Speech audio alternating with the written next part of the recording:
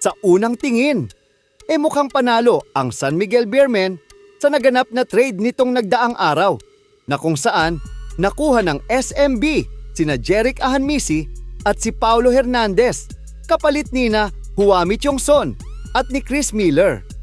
Sina Ahanmisi at Hernandez ang mga top scorer ng Terra Firma, samantalang sina Miller at Tiongson naman babad sa bench ni Coach Leo Austria. Pero mga kamadness, marami ang nagsasabi na playing time lang ang kulang ni Chris Miller at lalabas din ang tunay na galing nito. Yan ang ating aabangan sa paparating na Governor's Cup. Pero ang hindi masyadong pinag-uusapan ng mga basketball fans sa social media ay ang big point guard na si Paulo Hernandez. Siya na ba ang point guard na papalit sa posisyon ni Chris Ross?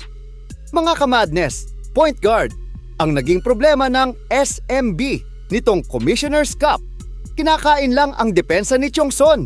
Bumabagal naman na si Chris Ross at hirap nang makipagsabayan sa mga batang point guard ngayon sa liga.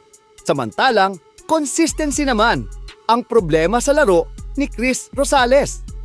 Kaya naman, masasabi nating solid ang naging pagkuha ng Beermen kay Paulo Hernandez. Pwede talagang masolusyonan ang naging problema na ito ni Coach Leo Austria. Lalo na't mas malaki si Hernandez kesa kay Tiongson at mas may kakayahang maging pisikal sa mga malalaking point guard ng ibang koponan.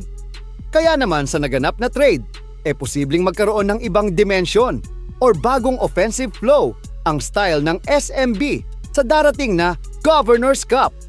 Mas maraming shooter sa team, mas maraming option sa opensa na magpapahirap sa depensa ng kalaban. Pwedeng maibalik ni Junmar Fajardo ang kanyang pag-dominate sa loob ng shaded area